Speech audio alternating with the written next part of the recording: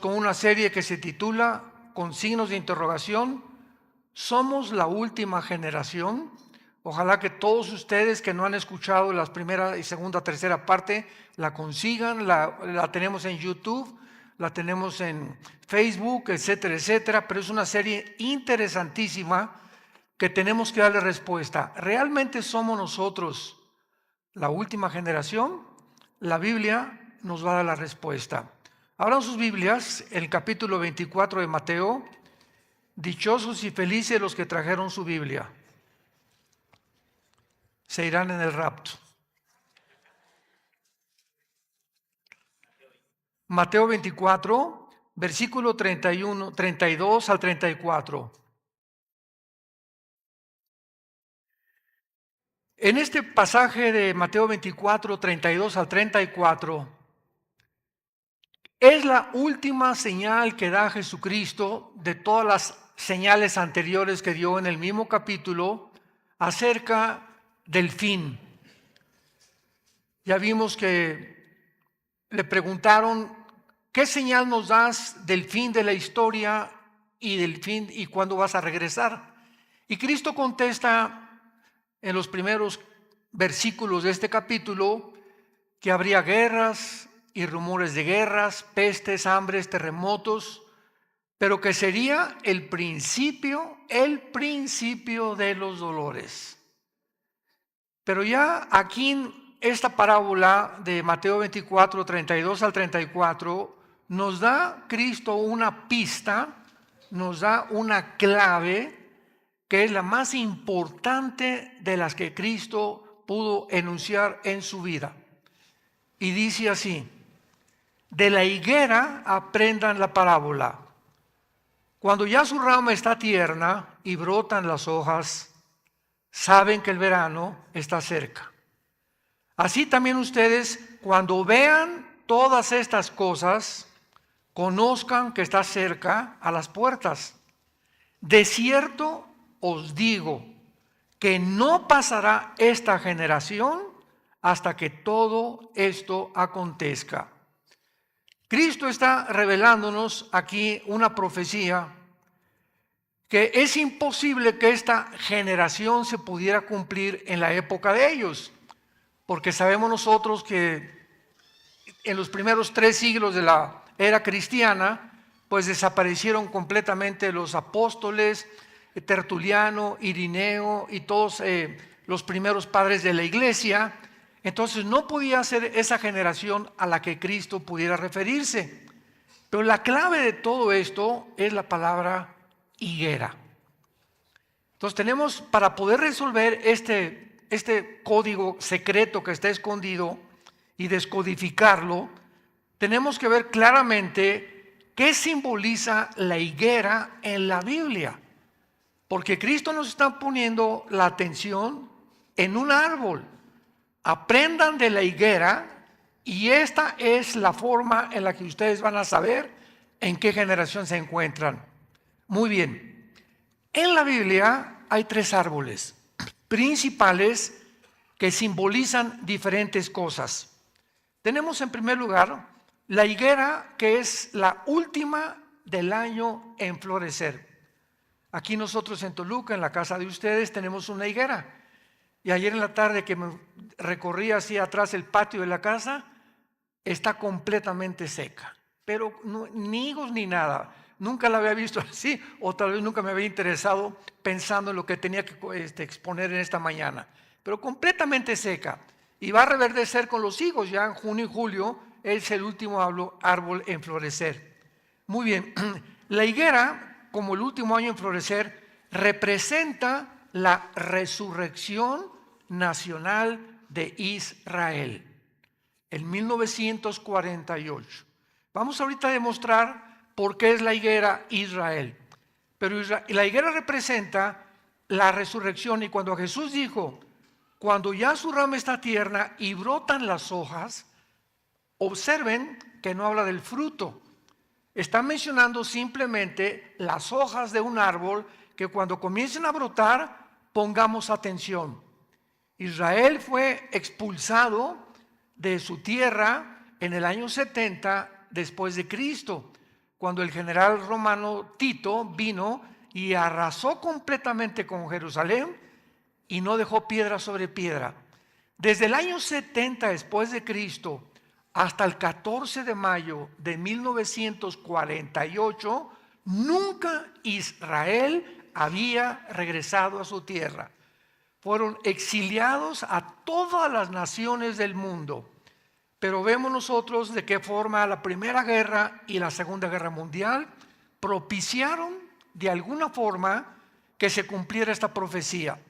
Entonces, cuando Israel regresa de casi 2000 años de exilio, podemos abrir los ojos y darnos cuenta que es el fenómeno más histórico, el único caso que se ha presentado en toda la historia humana, que una nación se constituya en un estado libre y soberano en un solo día. El 14 de mayo de 1948, la Liga de Naciones, todavía no era la ONU, le conceden a los judíos que regresen a su tierra. David Ben-Gurión es nombrado el primer ministro de Israel y a las 5 de la mañana del 14 de mayo, el mundo de los árabes lanza el primer ataque porque no aceptaron que ellos regresaran a esa tierra. Entonces es muy importante mantener esto. La higuera representa la resurrección nacional. Israel comienza a florecer otra vez y aquellos que decían que ya Dios había terminado con Israel, nos hace Dios voltear la vista y darnos cuenta que Dios no se ha olvidado de Israel. ¿Por qué digo esto? Porque hay una teoría que se llama la teología del reemplazo, que enseñan en muchos lados que ya Israel no tiene nada que ver y que la iglesia ocupó el lugar de Israel. Y aun cuando es verdad que ahorita no hay judío, ni griego, ni mexicano, ni español, ni francés, sino que ahora la iglesia está compuesta de todas las nacionalidades, al mismo tiempo Dios no se ha olvidado de Israel. Y una vez que la iglesia salga del mundo en el arrebatamiento o en el rapto, Dios regresará a Israel. Ahorita están en la banca, podríamos decirlo así, y de ahí de la banca los va a meter otra vez en la semana 70 de Daniel o los 7 años de la tribulación. Por eso la iglesia no puede estar aquí durante la tribulación. Y ahí en esa tribulación, la Biblia nos dice por todos lados, Jeremías, Isaías, Zacarías, etcétera, etcétera, Romanos 11, 25 y 26, que se van a convertir los judíos y van a reconocer a Jesucristo como el Mesías. Entonces, Israel representa la higuera en su resurrección. En segundo lugar tenemos el olivo. El olivo representa las bendiciones de Israel. Romanos capítulo 11. Ahí se describe a Israel como un olivo natural, donde Dios, la raíz son Abraham, Isaac y Jacob, que son la raíz. De ahí comienzan a ser esta nueva generación que Dios levanta para dar testimonio a las naciones. Y cuando Israel rechaza a Dios, Dios agarra a la iglesia que somos nosotros y se nos llama el olivo silvestre. Ellos son el olivo natural, nosotros somos el olivo silvestre, que somos injertados dentro del olivo natural. Entonces fuimos injertados y recibimos de esta forma las bendiciones de Abraham, Isaac y de Jacob, porque estamos injertados en las bendiciones de Dios. Y en tercer lugar, el tercer árbol es la vid, el que produce las uvas y de donde viene el vino. La vid representa la vida religiosa de Israel. Juan capítulo 15. Yo soy la vid verdadera, dijo Jesús, mi Padre es el labrador. Entonces vemos estas tres árboles que representan a Israel. Ahora, ¿qué representa la higuera en este pasaje para poder entrar ya en acción y poder describir claramente lo que Dios nos quería decir? Abran sus Biblias en Mateo 21, páginas atrás, Y vamos a demostrar, es importante esto, tenemos que demostrar que la higuera es Israel.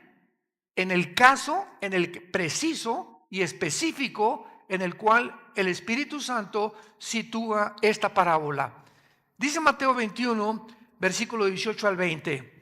Por la mañana, ese es el día anterior de la muerte de Cristo. Por la mañana, volviendo a la ciudad, tuvo hambre. Y viendo ¿qué cosa?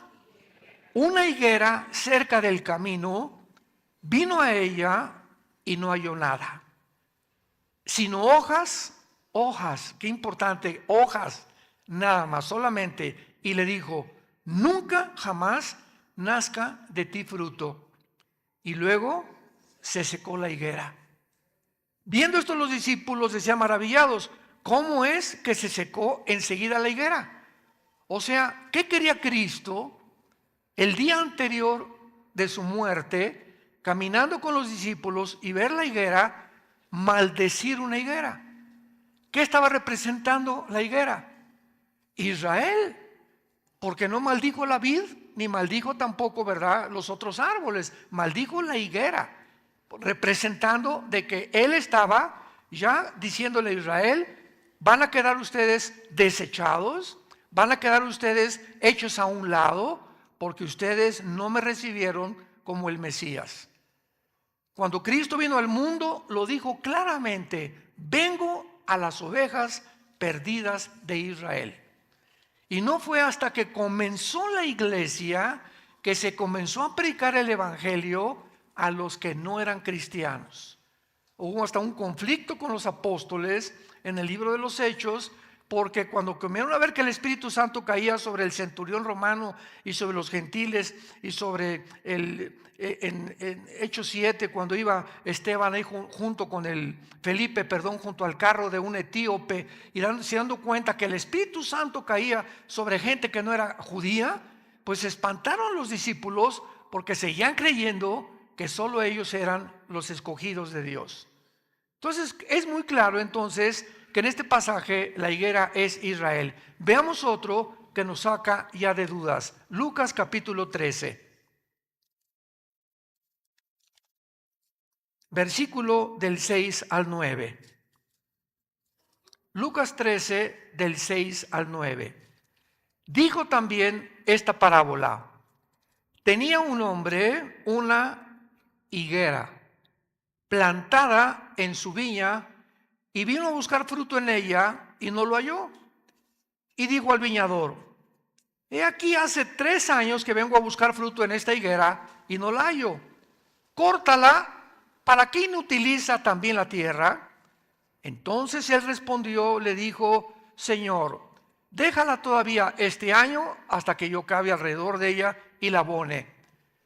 ¿A quién creen ustedes que se refería Cristo con esto? A Israel otra vez.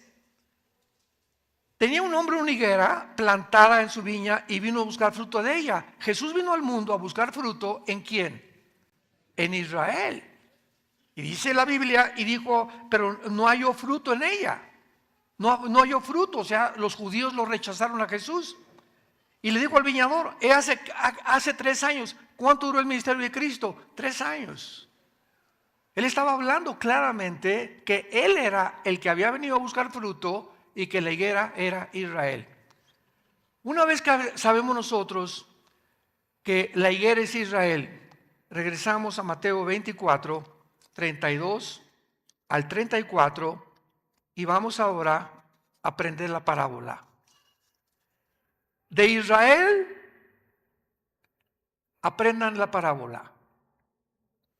Cuando ya su rama está tierna y brotan las hojas, recordemos que fue maldecido la higuera, y hasta 1948 Israel comenzó no a dar fruto, brotaron las hojas apenas, porque el fruto lo van a dar hasta el tiempo de la tribulación.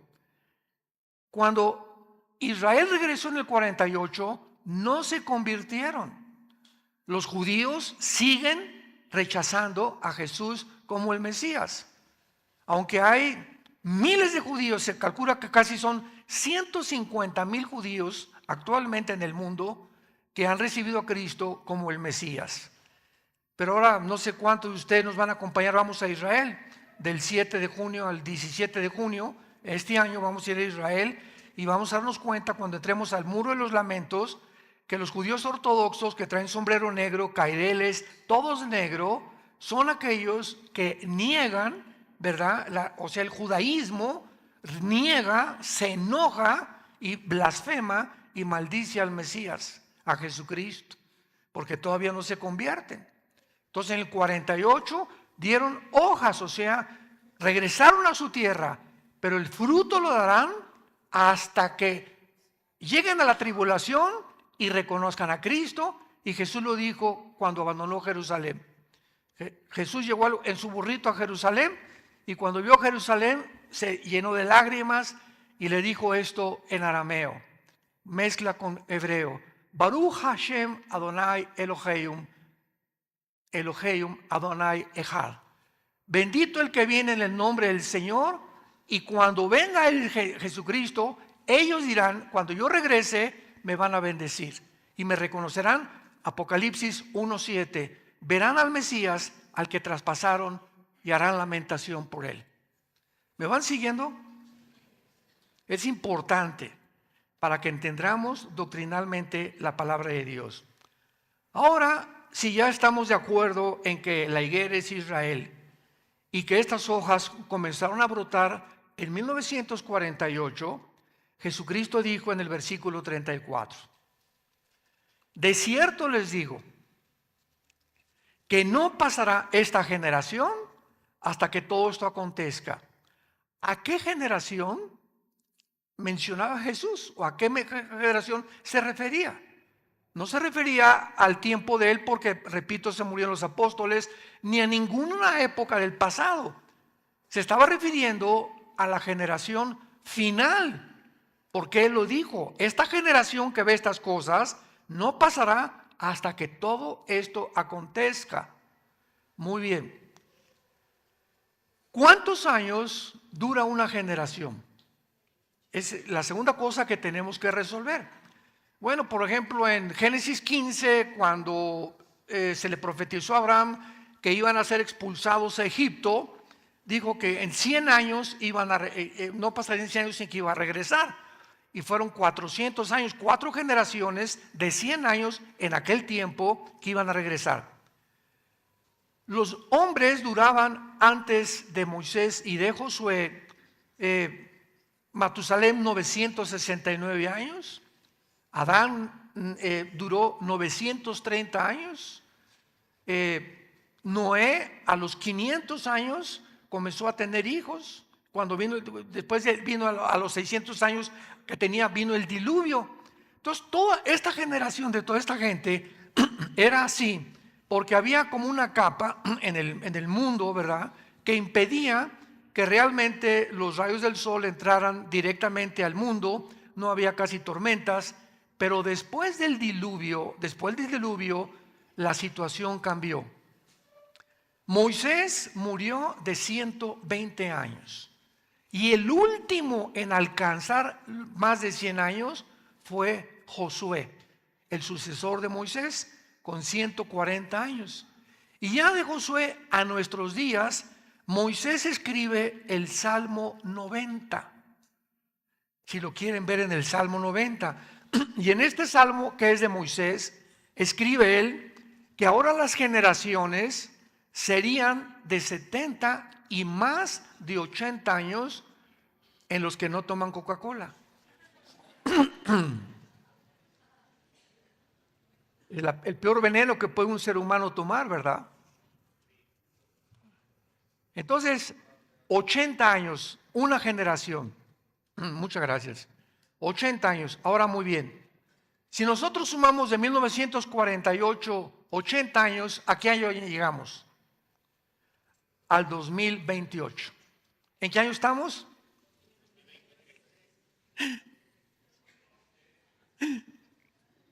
¿En qué año estamos? Muy bien. Estamos tratando de decir que Cristo dice que termina todo en 2028, Síganme con mucho cuidado. No estamos diciendo eso. ¿Por qué? Porque los judíos vamos a entender las matemáticas de la cronología de Dios. Los judíos tienen un año de 360 días y se llama el calendario lunar. El Papa Gregorio en el siglo III o en el siglo IV cambió el calendario de 360 días a 365 días, minutos y segundos, que es el calendario que desde entonces nos rige a la mayor parte del mundo occidental. Ahora muy bien, de Adán a Abraham pasaron 2000 años. De Abraham a Cristo pasaron 2000 años. ¿Cuánto llevamos? 4. Y de Cristo a nuestros días, perdón, no pueden pasar más de 2000 años tampoco. ¿Por qué? Porque Dios establece desde el libro del Génesis que el séptimo día sería el día de reposo. Y Dios apartó el séptimo día como el día del reposo. Por eso los judíos lo tenían como algo santo, que para ellos era el sábado. Entonces Dios hace una cronología y dice en 1 Pedro capítulo 3, en el Salmo 90, que para Dios un día son 1000 años. Entonces, si no estamos actualmente en el año 2000, ¿por qué en el año 2000 no regresó Cristo? Ya pasaron 22 años y no ha regresado Cristo por el error del calendario. Y vean ustedes esto con mucho cuidado. De Cristo a nuestros días se asume que son 2000 años y que debía haber llegado en el año 2000.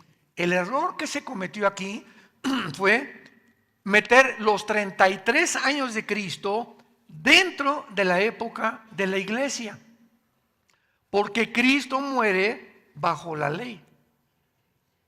Entonces hay que quitarle al 2022, ¿cuántos años?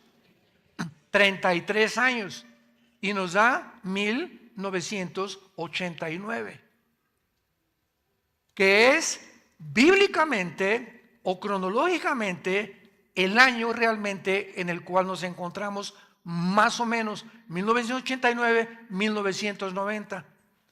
Entonces, de acuerdo a estos cálculos, faltarían 11 años para que el final de la humanidad terminara. Pero si termina en el 2000, estamos en el 1989, le quitamos 7 años de la tribulación, nos quedarían 5 o 6 años. ¿Me van siguiendo? Porque la tribulación ya no la pasamos nosotros. ¿Por qué el Foro Económico Mundial? No son cristianos, que es la organización que está dirigiendo al mundo actualmente. Su presidente se llama Klaus Schwab, un alemán. Él tiene un consejero que dijo que Jesucristo no es el Mesías, que Cristo no nació, que Dios no existe. Dice 1 Juan, el que niega al Hijo tiene el espíritu del anticristo. Este hombre que tiene de consejero Klaus Schwab se llama Noah Harari. Búsquenlo en el internet, con H, Harari.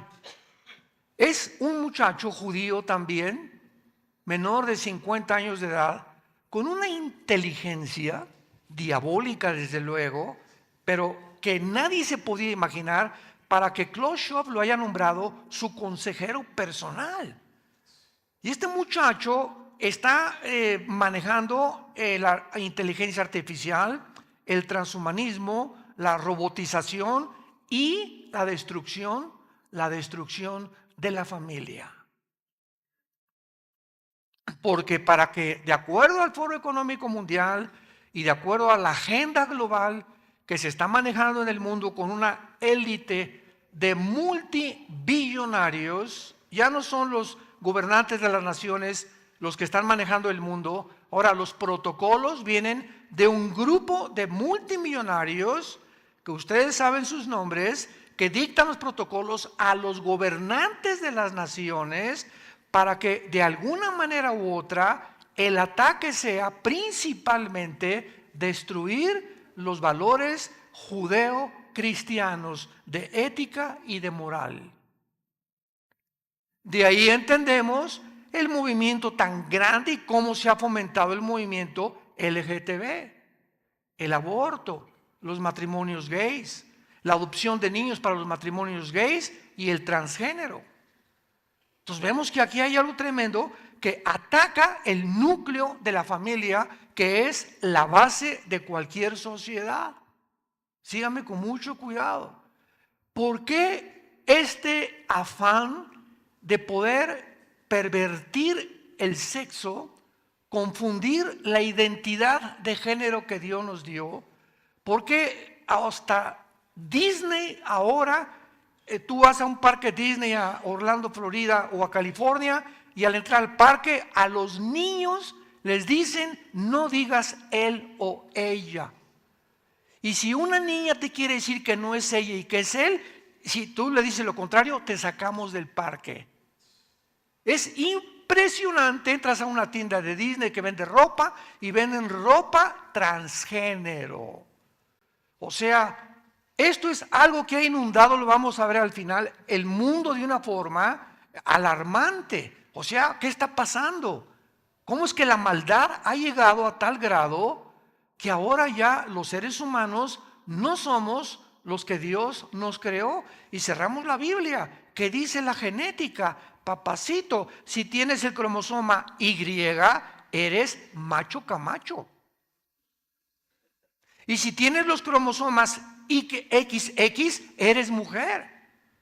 Entonces, si tú naciste con el cromosoma Y y quieres en tu mente decir, no soy yo el sexo que yo tengo, sino quiero ser otro, tu problema no es físico, es mental.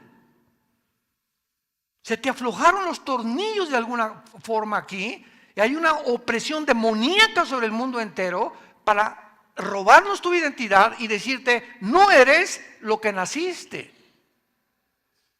¿Por qué la Academia de Psiquiatría en Estados Unidos declaró que el 65% de los transgéneros que se operan sexualmente se suicidan? ¿Oíste lo que acabo de decir? ¿Qué pasa con un ser humano que me voy a operar y quiero ser otra cosa? Vas a comenzar a caminar en la vida y te das cuenta que no eres eso. Aquí tu propia naturaleza niega, se rebela contra tus pensamientos, porque no eres lo que Dios te creó. Tienes que pagar el precio y tienes que entender que te has rebelado contra el Creador. Has dicho, tú me hiciste mal, yo quise ser otra cosa. Y viene una maldición grandísima de este tipo. Porque ahora, ¿verdad? Ya dos papás con hijos, dos mamás con hijos. El matrimonio que es un papá, una mamá con los hijos. Esa es una familia desde hace 6,000 años, por el amor de Dios. 6,000 años. Esa es la familia. ¿Es coincidencia que hayamos llegado a este punto en la historia donde estas cosas que son el fundamento de la sociedad, que es el matrimonio y la familia, haya un plan maligno, satánico, para poder destruirlo y acabar con la familia? Sí, y la pregunta es, ¿cuál es el propósito y el objetivo de este plan satánico de hacerlo? Síganme con mucho cuidado. Durante muchos años, siglos, la lealtad de todo hombre es mi esposa y mis hijos. Yo lucho por mis hijos y lucho por mi esposa, es mi familia. ¿Para qué trabajo? Para mi familia. ¿Para qué vivo? Para darle una buena educación a mis hijos y darles un buen ejemplo a mis hijos. Esa es la familia normal. Muy bien, pero cuando ya se hace a un lado la familia y ahora viene esta perversión donde ya no hay ni siquiera matrimonios, ¿a quién es la lealtad? Al gobierno. Al gobierno. Y ahora tu lealtad es al gobierno, porque la Iglesia Católica les prohibió a los curas casarse. Virgen de los Santos. ¿De dónde viene el celibato sacerdotal? ¿Cuál es el objetivo de la Iglesia Romana? Que si se casan, pues tienen que tener una familia y el dinero es para la familia en lugar del Vaticano. Entonces quiero que te mantengas célibe para que lo que ganes lo mandes allá y no lo gastes en tu familia. Había un objetivo comercial, satánico, de dinero. Y se convirtió el Vaticano en el estado más rico que existe en toda la historia. Si tú quieres ir a Roma, entra al Vaticano. Nunca habrás visto en tu vida palacios más lujosos que el Vaticano, con pisos de mármoles, joyas, espadas. Bueno, es impresionante, se calcula, ¿verdad?, en más de 50,000 billones de dólares las riquezas que están escondidas, pero el Papa duerme en el suelo. Eso dicen, ¿verdad? Cuando comenzamos a entender todo esto, nuestra mente comienza a discernir y te comienzas a entender por qué las cosas que están pasando, todas tienen un objetivo. No hay nada coincidencial. Todos son dots, como dicen en inglés, puntos, piezas de rompecabezas, que cuando los comenzamos a juntar y a unir, vemos un cuadro y vemos claramente y comenzamos a entender que nos encontramos realmente en la última generación. El mundo llegó a su final. Ahora será dentro de 2 o 3 años cuando venga el rapto, no lo sabemos. Será el 2028, porque el Foro Económico Mundial dice que su meta es el 2030 para resetear el mundo. ¿Por qué pusieron el 2030? ¿Por qué los que tienen el foro de científicos hay un reloj que supuestamente nos encontramos a 50 segundos de las 12 de la noche? Que desde que invadieron Ucrania, el mundo se desarticuló y hemos avanzado con una velocidad impresionante y vertiginosa a la consumación de la autodestrucción del ser humano a través de una guerra nuclear. Quiero que oigan simplemente las superarmas que acaba de adquirir Rusia. Cuando Rusia invade Ucrania, nadie dice pío. No podemos atacarlo con armas porque habría una guerra nuclear. Y Ucrania no pertenece a la OTAN, a la Organización de las Naciones del Atlántico del Norte, que es el ejército de Europa, la OTAN. Acuérdate, la OTAN, cuando digo la OTAN, es el ejército de Europa. Y las naciones de Europa que están bajo el paraguas de la OTAN, esas naciones, si alguien las toca, si alguien toca a España, o a Bulgaria, o a Polonia, o a Alemania, todas las naciones de la OTAN tienen la obligación, se llama el Código 15, de entrar a ayudarla con armamento. Pero Ucrania no está en la OTAN. Entonces llega Putin, invade Ucrania y la OTAN se queda, pues no podemos hacer nada porque la Ucrania no pertenece a nuestra organización. Entonces el presidente de Estados Unidos, Joe Biden, dice, pues vamos entonces a tratar de imponer sanciones económicas y bloquear el SWIFT y impedir las transacciones de dinero para que los bancos, nadie le provea a Rusia dinero desde aquí en adelante. Y al hacer esto, sin darse cuenta, hunden a Europa económicamente. Porque resulta que Putin por eso está tan confiado y tan, ¿verdad?, tan seguro de sí mismo. Rusia provee el 65% del gas a Europa. Ah, sí, me bloquean a usted mi dinero, le cierro la llave y muéranse de frío en invierno. Y déjenme decirles que en invierno en Europa es invierno, 15, 20, 30 grados bajo cero. Entonces vemos que esto no funciona y de alguna manera comienza la gente a preguntarse, porque Putin lo anunció: voy a usar armas nucleares, no me sigan provocando, no me sigan atacando, porque voy a usar armas nucleares. Y hace menos de 3 o 4 meses, Putin anuncia, rápidamente las menciono, las 3 superarmas que ninguna nación del mundo tiene. En otras palabras, Rusia tiene más cabezas nucleares que Inglaterra, que la India, que Estados Unidos y que Alemania. Nadie tiene el armamento nuclear que tiene Putin. Vean ustedes, por ejemplo, un misil que acaba de sacar Rusia que se llama el Zircon. Apúntalo con Z, el Zircon, es una palabra rusa. Viaja a 11.300 kilómetros por hora con un rango de 965 kilómetros. Este misil lo había usado anteriormente, pero no con ese poder, Rusia anteriormente en otras guerras que tuvo, principalmente en Afganistán. Número 2, tiene el Sarmat con S de Samuel ICBM. Este misil se llama el R-528 Sarmat y está diseñado para llevar 15 cabezas nucleares, o sea, 5 veces más que el anterior misil de la antigua Unión Soviética.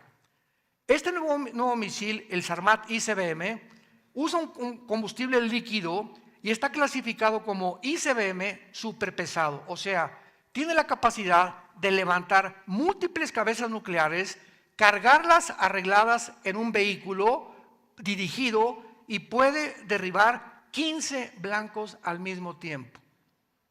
Un solo misil del Sarmat ICBM, uno solo, acabaría con 3 ciudades, Washington, Jersey y Nueva York en Estados Unidos, uno solo de ellos. Este misil pesa 200 toneladas, viaja a 25.700 kilómetros por hora, con un rango de alcance de 5 kilómetros a la redonda.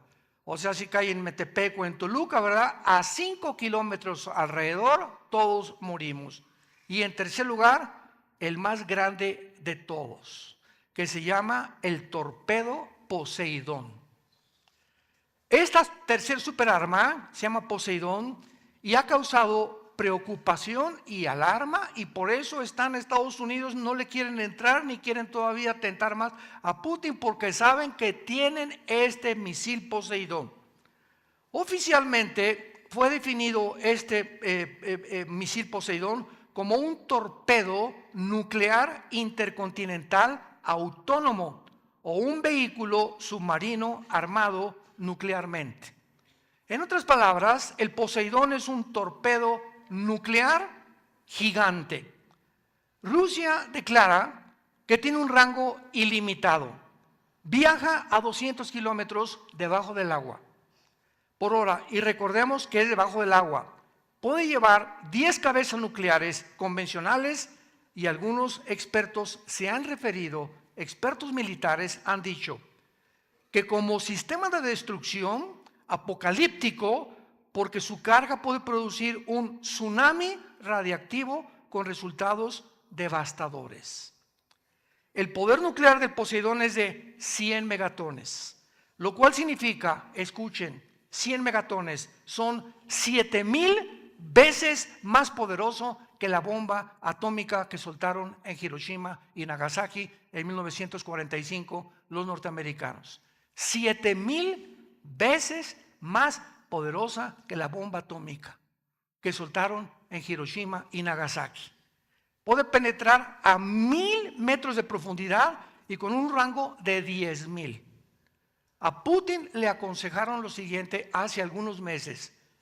Vete, además, este submarino que trae el Poseidón es el único submarino en el mundo que no se puede detectar dónde se encuentra. No es rastreable por ninguno de los radares. Y ahorita acaban de decir que había movimiento de submarinos Poseidón cerca de Hawái y en el Atlántico también. Y Rusia está comenzando a rodear con estos submarinos a Estados Unidos de Norteamérica. Y no los pueden detectar por la tecnología tan avanzadísima que tienen y el poder destructivo que tienen. Entonces nos encontramos en un mundo en que amanecemos mañana o pasado y tal vez ni el continente americano ya existe, porque bíblicamente todo el continente americano va a desaparecer. ¿Sabían? Con todo y Toluca.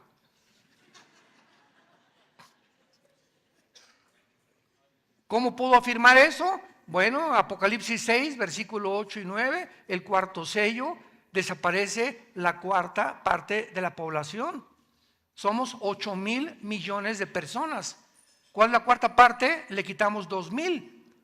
O sea, 2,000 millones de personas en el cuarto sello del Apocalipsis. ¿Y qué estamos hablando con 2.000 millones de personas? Desde Alaska hasta la Patagonia, al sur de Argentina, todo el continente americano tiene 1.100 millones de personas. Estamos hablando de 2 continentes americanos tendrían que desaparecer. Bueno, no americanos, ¿verdad? O sea, del tamaño del continente americano, que sería parte de África, ¿verdad? Y parte de algunas otras partes de Asia tal vez. Todo lo que estamos viendo se va a usar y bíblicamente nos damos cuenta que el mundo ha llegado al final. Ahora, ¿por qué podemos afirmar también que somos la última generación? Escuchen, todas estas personas son psicópatas. Personas que ya, ¿verdad? No hay razón, no hay lógica elemental en sus decisiones. Hace algunos años, algunos expertos en West Point, en Estados Unidos, militares dijeron, estoy hablando de después de que cayó el comunismo en el 91, dijeron lo siguiente, el mundo el mundo no está tan loco para que alguien suelte una bomba. Porque si Rusia suelta una bomba a Estados Unidos le va a contestar y se autodestruirían. Tendría que estar muy locos, pues ya lo están. Ya lo están. El ser humano ya llegó a ese nivel de psicopatía, donde no les interesa más que destruir y reducir la población. Ahora, ¿qué es lo que ha armado a Putin con tanto valor?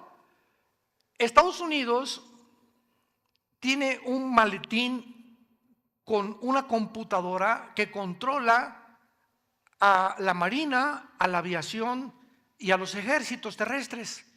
Este maletín, donde quiera que va el presidente Biden actualmente, a donde quiera que va, lleva ese maletín un general que va detrás de él.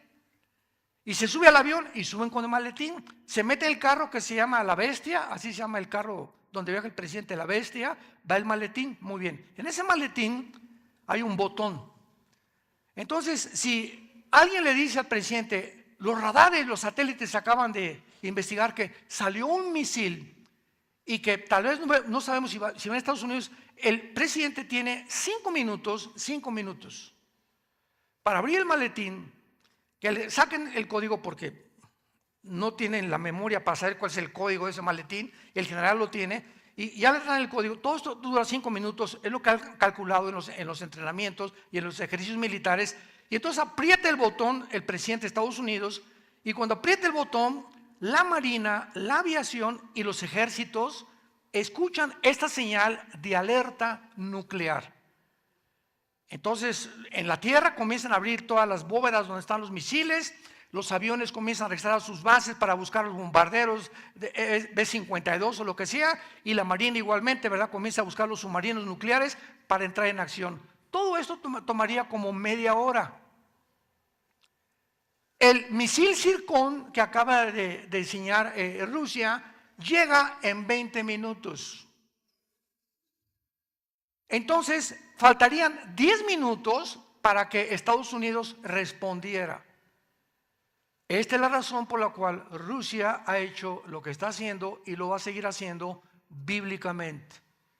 Y bíblicamente Rusia aparece en Ezequiel 38, Estados Unidos en la Biblia no aparece. Tal vez va a caer económicamente o por un ataque nuclear, como estamos mencionando, o por tanta inmoralidad que el actual presidente, la actual administración ha permitido. Estamos en un mundo donde ya comenzamos a darnos cuenta que levantemos nuestros ojos al cielo. No somos animales, pueblo de Dios.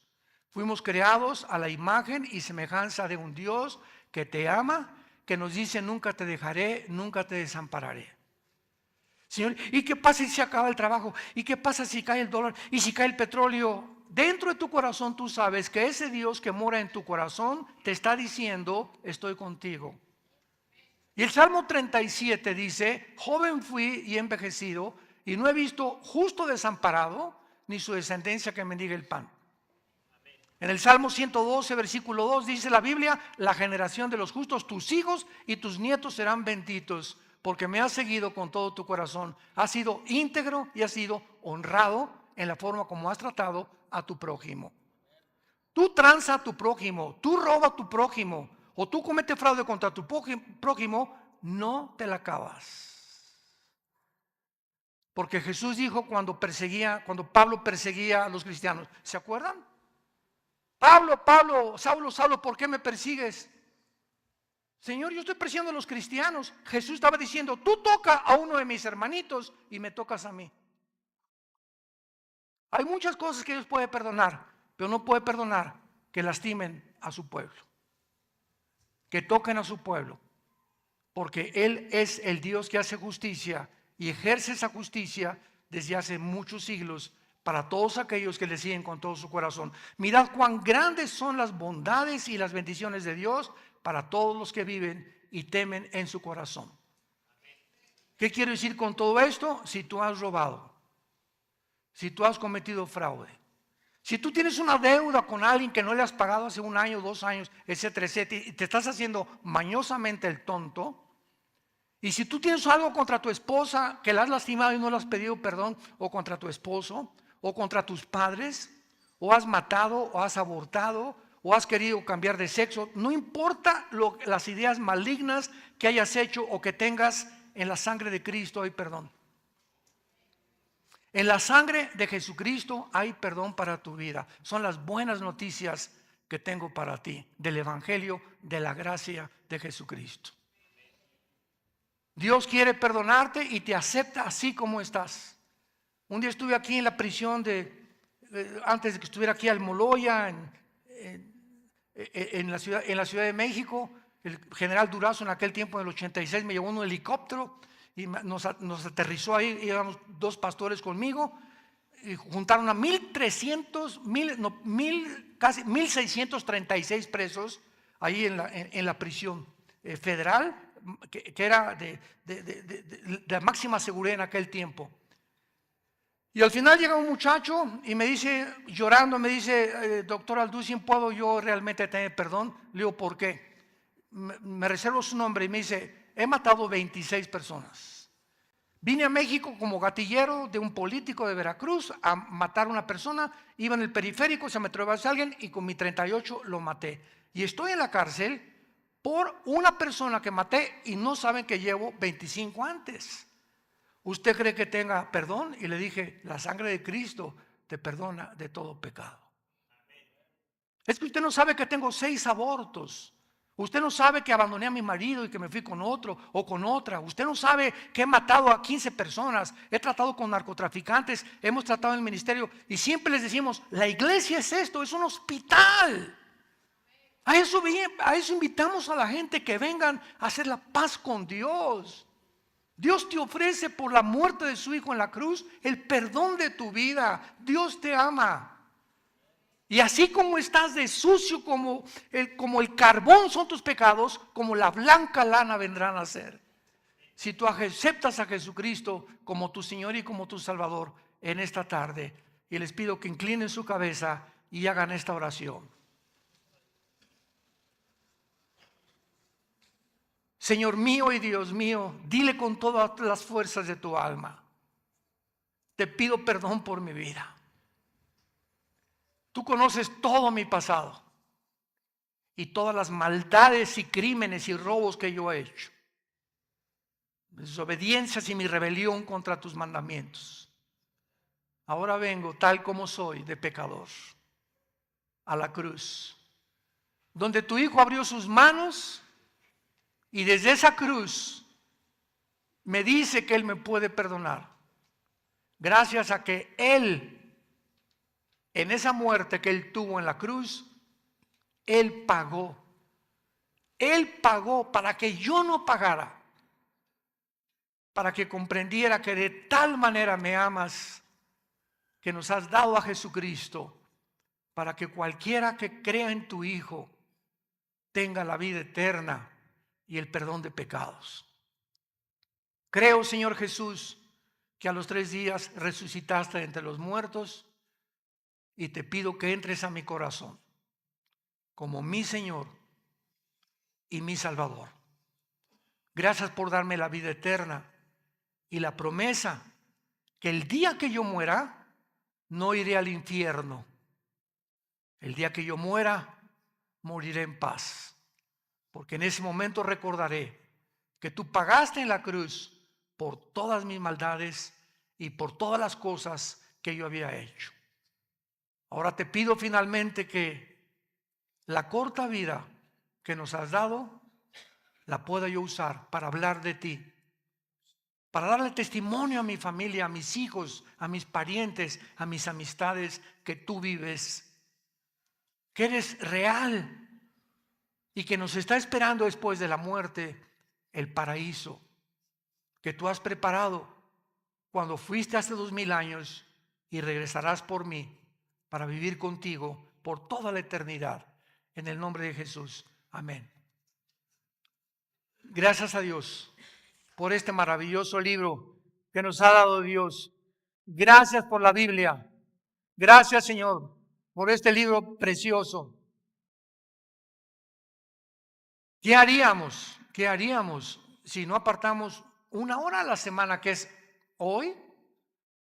La televisión, Netflix, el miércoles, el jueves, los amigos, la cantina, por aquí, por allá, la escuela. Y esta hora que tenemos aquí es un tiempo en el que Dios te concede de reflexión. Estamos en un mundo atarantado que no nos da tiempo de pensar. Tanto pecado, tantas películas tan horribles, tantas conversaciones que oímos, tantas cosas que todos los días en las noticias. Y Dios te trajo en este día para que reflexionaras tal vez por primera vez en tu vida que tú no puedes seguir así. No puedes seguir así. No puedes salir por esa puerta igual que como entraste en esta mañana. Te has arrepentido de tus pecados, le has pedido perdón a Dios y Él te ha dado la salvación. Que Dios te bendiga y que tengan mucha paz.